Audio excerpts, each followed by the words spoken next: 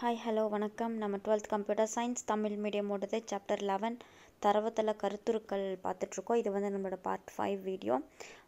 So இந்த video உங்களுக்கு பிடிச்சிருந்துச்சின்னா நம்ம வீடியோவை மறக்காமல் சப்ஸ்கிரைப் நம்ம சேனலை மறக்காமல் சப்ஸ்கிரைப் பண்ணுங்கள். பக்கத்தில் இருக்கிற பெல் ஐக்கானையும் ப்ரெஸ் பண்ணுங்கள். வீடியோவை லைக் பண்ணுங்கள், ஷேர் பண்ணுங்கள். எதாவது டவுட் இருந்துச்சுன்னா ப்ளீஸ் கமெண்ட் பண்ணுங்கள். ஓகே, வாங்க வீடியோக்குள்ளே போகலாம். ஸோ நம்ம 11.5 தரவுத்தள கட்டமைப்பு பார்க்க போகிறோம். ஸோ தரவுத்தளம் அப்படின்னா டேட்டாபேஸ். ஸோ டேட்டாபேஸை வந்து எந்த மாதிரி ஃபார்மேட்டில் நம்ம ஸ்டோர் பண்ணி வைக்க போகிறோம். டேட்டாபேஸில் வந்து நிறைய ஃபார்மேட்டில் நம்மளால் ஃபாலோ பண்ண முடியும். ஆனால் நாம் வந்து மெயினாக யூஸ் பண்ண போகிறது வந்து அட்டவணை. ஸோ டேபிள் ஃபார்மேட்டில் தான் டேட்டாபேஸ் வந்து மெயினாக யூஸ் பண்ண போகிறோம். ஸோ ஒரு அட்டவணையில் உள்ள தொடர்புடைய தரவுகளின் முழு தொகுப்பே அட்டவணை எனப்படும். ஸோ ஒரு அட்டவணையில் இருக்கிற டேட்டா எல்லாமே அதோட ஒன்றோட ஒன்று வந்து கண்டிப்பாக ஒரு தொடர்புடையதாக தான் இருக்கும். ஸோ இது தரவுகளை வரிசை மற்றும் நெடுவரிசைகளை கொண்ட கோப்பு அல்லது அட்டவணை என்று அழைக்கப்படுகிறது. ஸோ ஒரு அட்டவணை அப்படின்னு நம்ம எடுத்துக்கிட்டோம்னா அந்த அட்டவணையில் என்ன இருக்கும்? வரிசை இருக்கும். ஸோ வரிசையை ரோ அப்படின்னு சொல்லுவோம். நெடுவரிசையை வந்து காலம் அப்படின்னு சொல்லுவோம். ஸோ ஒரு அட்டவணையை வந்து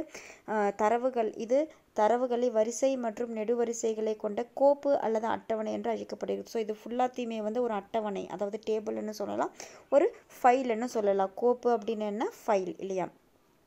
ஸோ அட்டவணையின் ஒவ்வொரு வரிசையையும் பதிவு என அழைக்கப்படுகிறது. ஸோ ஒரு அட்டவணை இப்படி இருக்குன்னு வச்சுக்கோங்களேன்.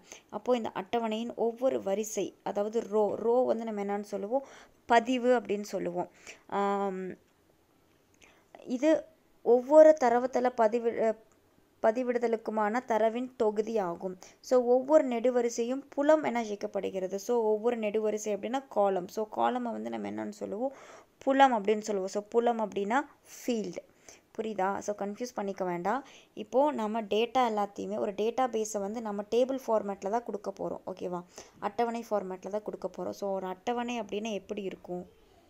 வரிசைகள் இருக்கும் மற்றும் நெடுவரிசைகள் இருக்கும் இல்லையா? ஸோ இந்த வரிசைகளை நம்ம என்னன்னு சொல்லுவோம்? இங்கிலீஷில் ரோ அப்படின்னு சொல்லுவோம். இந்த நெடுவரிசைகளை வந்து காலம் அப்படின்னு சொல்லுவோம் இல்லையா? ஸோ இந்த ஓவரால் இந்த டேபிள் ஃபுல்லாத்தையுமே வந்து நம்ம அட்டவணை அப்படின்னு சொல்லலாம், இல்லை கோப்பு அப்படின்னு சொல்லலாம். கோப்பு அப்படின்னா ஃபைல் அப்படின்னு கூட சொல்லலாம். ஸோ இந்த ரோ இருக்கு இல்லையா, இந்த வரிசைகள். ஸோ இந்த ரோ எல்லாத்தையுமே வந்து நம்ம வரிசை அப்படின்னு சொல்லலாம். இல்லாட்டி வந்து ஒவ்வொரு வரிசையும் பதிவு என அழைக்கப்படுகிறது. ஸோ பதிவு அப்படின்னா ரெக்கார்ட்ஸ் அப்படின்னு சொல்லலாம். நெடுவரிசைகள் இருக்கு இல்லையா, காலம். ஸோ இந்த நெடுவரிசைகளை வந்து நம்ம புலம் அப்படின்னு கூட சொல்லலாம். ஸோ புலம் அப்படின்னா ஃபீல்டு என அழைக்கப்படுது. இது ஒவ்வொரு தரவின் வகையும் குறிப்பிட்ட குழுக்களாக பிரிக்கிறது.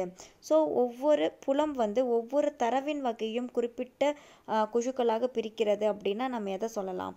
ஸோ ஒவ்வொரு தரவுனா ஒவ்வொரு டேட்டாவையும் அதோட ஸ்பெசிஃபிக் ஃபார்மேட்டில் வந்து அதை பிரித்து வைக்கும். இப்போ ஃபார் எக்ஸாம்பிள் வந்து நான் ரோல் நம்பர் அப்படின்னு கொடுக்குறேன், அப்புறம் நேம் அப்படின்னு கொடுக்குறேன், மார்க் கொடுக்குறேன் அப்படின்னு வச்சுக்கோங்க. இப்படி ஒரு அட்டவணை இருக்குன்னு வச்சுக்கலாம்.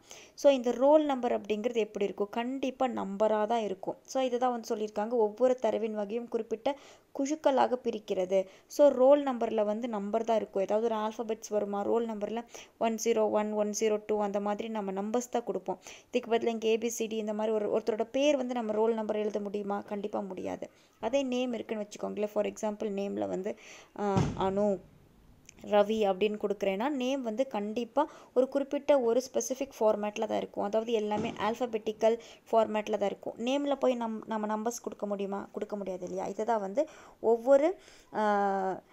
ஒவ்வொரு தரவின் வகையும் குறிப்பிட்ட குழுக்களாக பிரிக்கிறது. ஸோ ஒவ்வொரு குழுவுமே ஒவ்வொரு தனித்தனி ஃபார்மேட்டாக இருக்கும். புரியுதுங்களா? ஸோ எடுத்துக்காட்டு வந்து பார்த்தோம் அப்படின்னா student number, student name, student age, student class, student section, இந்த மாதிரி தனித்தனி குழுக்களாக தான் பிரிச்சிருக்காங்க. ஸோ ஒரு அட்டவணை உறவுகள் வரிசை எனவும் நெடுவரிசை எனவும் அழைக்கப்படுகிறது. ஸோ கன்ஃபியூஸே பண்ணிக்க வேண்டாம், கொஞ்சம் கிளியராக கவனிங்க. ஒரு அட்டவணை அப்படிங்கிறது நம்மளோட இந்த டேபிள் இல்லையா? இந்த டேபிளை தான் வந்து நம்ம என்னன்னு சொல்கிறோம்? அட்டவணை அப்படின்னு சொல்கிறோம்.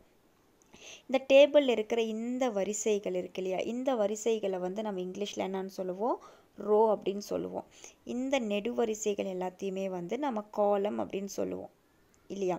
இந்த ஹோல் அட்டவணைக்கு வந்து இன்னொரு பேர் இருக்குது. அந்த பேர் தான் வந்து நம்ம என்னன்னு சொல்லுவோம், உறவுகள் அல்லது ரிலேஷன் சொல்லுவோம்.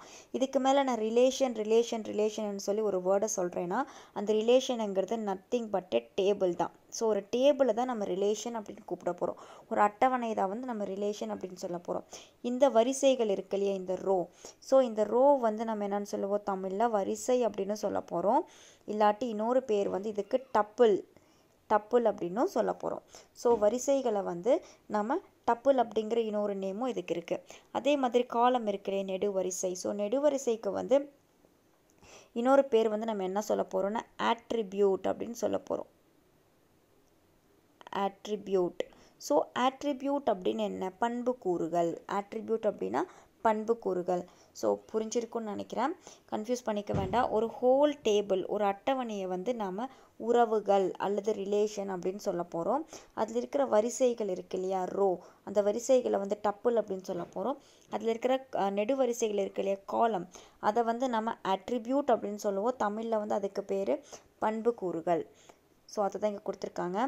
ஒரு அட்டவணை உறவுகள் வரிசை எனவும் நெடுவரிசை எனவும் அழைக்கப்படுகிறது. ஒரு அட்டவணை உறவுகள் எனப்படும். ஸோ அந்த அட்டவணை இருக்கு இல்லையா, அந்த டேபிளில் தான் வந்து நம்ம என்னன்னு சொல்லுவோம், உறவுகள், இங்கிலீஷில் ரிலேஷன் சொல்ல போகிறோம். ஒரு வரிசை பதிவு டப்புள் எனப்படும். ஸோ வரிசை அப்படின்னா ரோ. ஸோ அந்த ரோ வந்து நம்ம என்னன்னு கூப்பிடுவோம், டப்புள் அப்படின்னு சொல்ல போகிறோம். ஸோ ஒரு நெடுவரிசை வந்து பண்புக்கூறுகள் அப்படின்னு சொல்ல போகிறோம். ஸோ நெடுவரிசை வந்து பண்புக்கூறுகள் அல்லது அட்ரிபியூட் அப்படின்னு சொல்ல போகிறோம். ஸோ இந்த ஒரு டேபிள் பாருங்கள், இது வந்து இந்த டேபிள் ஃபுல்லாத்தையுமே வந்து நம்ம என்னன்னு சொல்ல போகிறோம், ரிலேஷன் அப்படின்னு சொல்ல போகிறோம். ஸோ இந்த டேபிள் ஃபுல்லாத்தையுமே ரிலேஷன் அப்படின்னு சொல்ல போகிறோம். இந்த டேபிளில் இருக்கிற இந்த வரிசைகள் அப்படின்னா இது ரோஸ், இந்த ரோ எல்லாத்தையுமே வந்து டப்புள் அப்படின்னு கொடுத்துருக்காங்க. நெடுவரிசைகள் இருக்கு இல்லையா, ஸோ இந்த நெடுவரிசைகள் எல்லாத்தையும் பண்புக்கூறுகள் அப்படின்னு சொல்ல போகிறோம். பண்புக்கூறுகள் அப்படின்னா ஆட்ரிபியூட். அதே இந்த ஹோல் அட்டவணையை வந்து நம்ம என்னன்னு சொல்ல போகிறோம், உறவுகள் அப்படின்னு சொல்ல போகிறோம். ஸோ இங்கே வந்து என்ன அட்டவணை கொடுத்துருக்காங்க, ஒரு ஸ்டூடெண்ட் டீட்டெயில்ஸ் பற்றின இன்ஃபர்மேஷன் கொடுத்துருக்காங்க. ஸோ அங்கே ஸ்டூடெண்ட்டோட நம்பரு, ஸ்டூடெண்ட்டோட நேம், ஸ்டூடெண்ட்டோட ஏஜ், ஸ்டூடெண்ட்டோட கிளாஸ், ஸ்டூடெண்ட்டோட செக்ஷன். ஸோ இது எல்லாத்தையுமே வந்து காலம், அதாவது நெடுவரிசை பண்புக்கூறு அப்படின்னு சொல்ல போகிறோம். ஸோ இந்த ஒவ்வொருத்தரோட ரெக்கார்ட்ஸ் இருக்கு இல்லையா, ஒவ்வொருத்தரோட இன்ஃபர்மேஷன் தனித்தனியாக நம்ம ரோ வைஸில் கொடுத்துருப்போம் இல்லையா, அந்த ரோ தான் வந்து டப்புள் அப்படின்னு சொல்ல போகிறோம். இந்த ஓவரால் இந்த டேபிளுக்கு பேர் வந்து உறவுகள் அல்லது இங்கிலீஷில் வந்து ரிலேஷன் அப்படின்னு நம்ம சொல்ல போகிறோம்.